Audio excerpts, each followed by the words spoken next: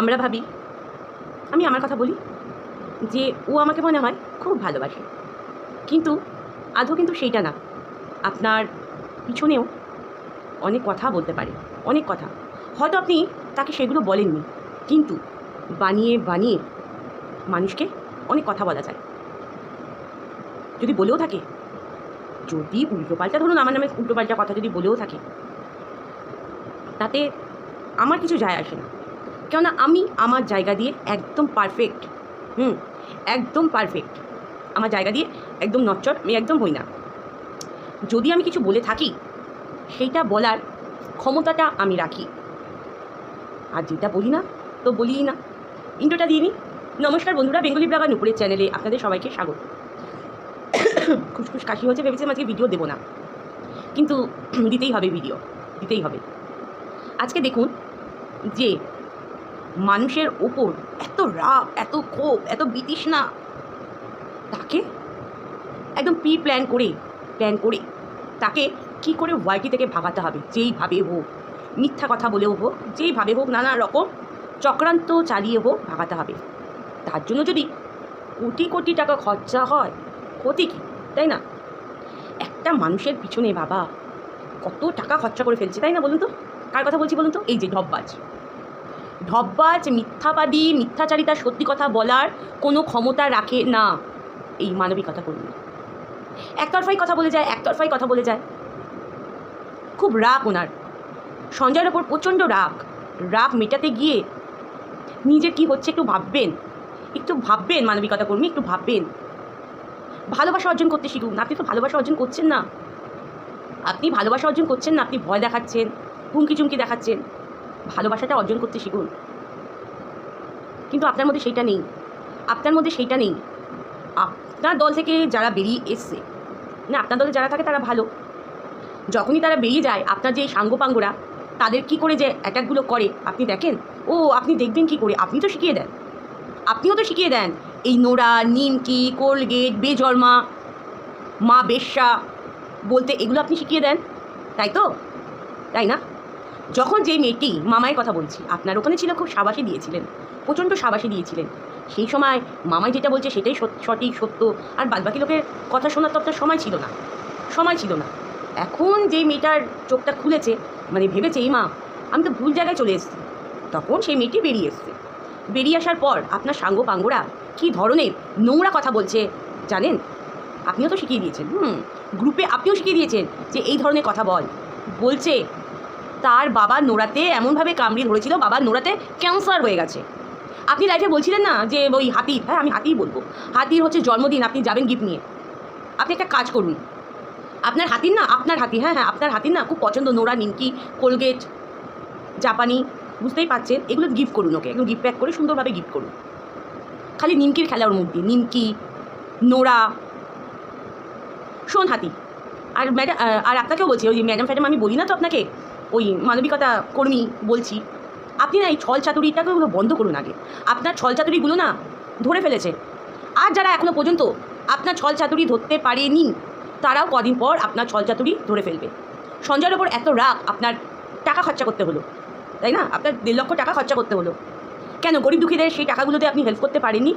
তখন মনে হয়নি কত বাচ্চা জামা কাপড় ছাড়া রাস্তায় ঘুরছে, কত মানুষ একবেলা খাবার জোটে তো আর একবেলা খাবার জোটে না, তারা ভরপেটটাও খেতে পারে না, ওই টাকা দিয়ে মানব সেবা করতে পারেননি? কিন্তু আপনার রাগ, সঞ্জয়কে যেইভাবে হোক ওয়াইটি থেকে হাঁটাতে হবে। সঞ্জয়ের মতো বাজে ছেলে নেই সঞ্জয়ের মতো, তার জন্য টাকা খরচা করতে হবে যেইভাবে হোক। মরিয়া হয়ে উঠেছেন, মরিয়া হয়ে উঠেছেন। সঞ্জয়ের ওপর রাগ মেটাতে হবে। কিসের রাগ আপনার সঞ্জয়ের ওপর? কিসের রাগ?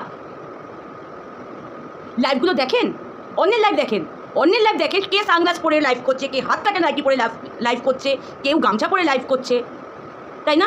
এইগুলো দেখেন। এই হাতির লাইভ দেখেন, হাতির লাইভে বসে বসে নোংরা কথা বলে, চাটে, জিভটাকে বের করে চাটছে। আমার উগলি আসছে, আমি বলছি আমার উগলি আসছে। এরা আপনার কাছে ভালো? এরা ভালো? বারে বাহ, মানুষকে ভালোবাসা দিয়ে কাছে টানতে ইচ্ছা করে না, তাই না? শিখিয়ে দিতে হয়, একে এই কথা বল, তাকে ওই কথা বল। সুজাতার ঘর সংসারও বেরিয়ে এসছে, তাকেও নোংরা কথা বলতে আপনি ছাড়েননি। সে রেস্টুরেন্টে যায়, সে ছেলেদের সাথে কথা বলে। আপনার ওখান থেকে যারা যারা বেরিয়ে আসবে, আপনার এই সাঙ্গগুলো, এই অধর্ম পাপীগুলো বলবে যে ভাই নোরার ওপর বসেছে, খচখচ খচখচ করছে, এইভাবে বলে খচখচ খচখচ করছে, কোনো পরপুরুষের সাথে সম্পর্ক আছে, এরকমভাবে বলে। আপনি কান থাকতেও কালা, চোখ থাকতেও অন্ধ, বুঝেছেন? আর আপনার দিমাকে চর্বি ভর্তি, চর্বি। আপনি বলেন না আপনার সারা শরীরে প্লেট বসানো, একবার যান আপনার এই মাথার চর্বিগুলো সার্জারি করুন, আপনার মাথার চর্বিগুলোকে সার্জারি করুন। আপনাদের খিলাফ কেউ যদি কিছু বলতে যায়, সে পাগল হবে, সে সাইকো, সে পরপুরুষের সাথে শোয়, সে ভাইয়ের নোড়ার ওপর খচখচ করে, তাই না? এইগুলো আখ্যা দেবেন আপনি মহান, আপনি প্রচণ্ড মহান, আপনি একদম সৎ, যা বলছেন একদম পারফেক্ট বলছেন। আর যারা বলছে, যারা লড়াই করছে, তারা মিথ্যাবাদী, তাদের নামে কেস দাও। আপনাকে চেনা হয়ে গেছে, আর আপনার সাঙ্গপাঙ্গদেরও অধ্যত্বগুলো খুব বেড়ে গেছে, বুঝেছেন? দেওর ভাতারিটা বলা খুব খারাপ, একদম খারাপ, তাই না? আপনার লাইফে উঠে একদম বলছিল ভাতারি বলা কোনো খারাপ না, ভাতার বলা কোনো খারাপ না, খান কি বলা যায়?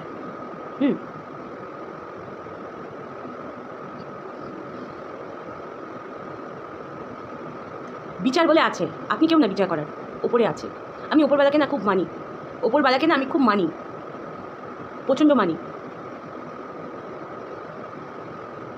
একটুখানি নিজের কর্মফলটা একটু দেখবেন, আর হাতি, তোকে বলছি, তুই যা লাইভে শুরু করেছিস, নোংরা মানে জাস্ট চাপকাতে ইচ্ছা করে, গালের মধ্যে ঠাটি থাপ্পড় মারতে ইচ্ছা করে, যতক্ষণ না তোর গালটা একদম পুরো খসে না পড়ে যায়। তুই তোর বাবার নোরা মুখে নিয়ে কামড়িয়ে জন্মগ্রহণ করেছিলিস? হাতি বলবি, জানাবি হাতি? আর মেয়েদের বক্ষ নিয়ে কথা বলিস, তুই তোর মায়ের দুধ খেয়ে জন্মাসনি? তুই একটা নারী বক্ষ নিয়ে কথা বলছিস, তোর দেহটা দেখবি, তোর বক্ষ তো কম বড় নয়, তাই না? দিদিরা ভাইয়ের নোড়ার মধ্যে উঠে খচখচ করে, তাহলে তোর ঘরে তো দেওর ভাতারি আছে, তুই বলিস ওটা আমার ভাইয়ের মতো, তাই তুইও বুঝি ওরকম খচখচ করিস, তাই না হাতি? ওরকম খচখচ করিস। এই হচ্ছে আমাদের সমাজ। চল, এইটুখানি বলার দরকার ছিল, আমার বক্তব্যগুলো রাখলাম। আর আপনাদের যদি ভিডিওটা যদি ভালো লেগে থাকে, ভালো বলতে আপনাদের মন্তব্যগুলো জানাবেন, অবশ্যই জানাবেন। কিছু বলার নেই।